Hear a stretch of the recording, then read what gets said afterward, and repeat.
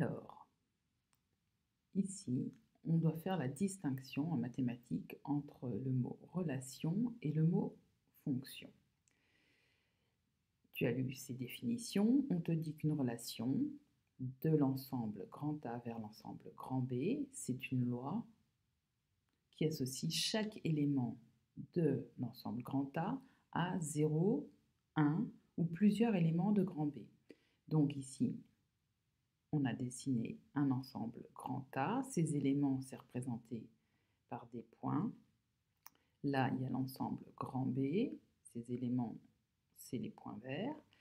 Et pour qu'on ait une relation de A vers B, eh bien, la loi qui associe chaque élément de A à 0, 1 ou plusieurs éléments, elle est symbolisée par ce trait en bleu.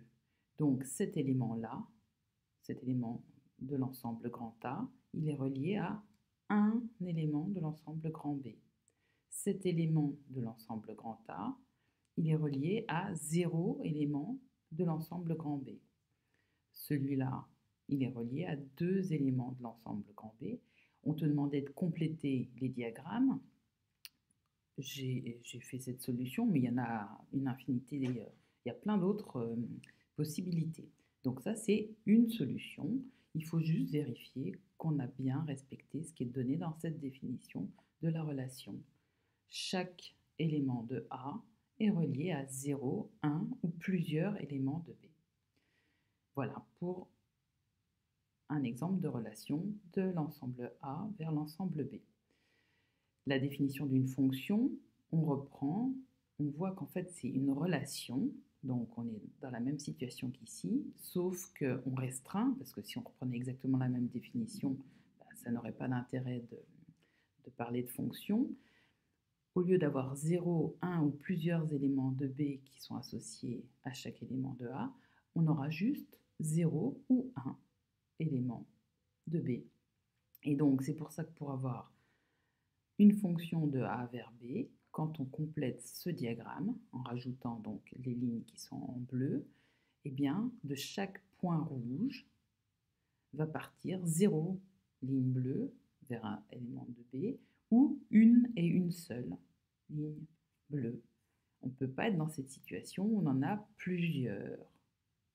On en a 0 ou 1. Donc voilà pour ces deux diagrammes. Maintenant, on passe au suivant. Là, il faut qu'on complète pour avoir une relation de l'ensemble grand A vers l'ensemble grand B, comme on avait ici, mais il faut aussi qu'on ait une fonction de grand B vers grand A. Donc, quand on dit une fonction de grand B vers grand A, ça veut dire que l'ensemble de départ, cette fois-ci, ce sera grand B, et l'ensemble d'arrivée, ce sera grand A.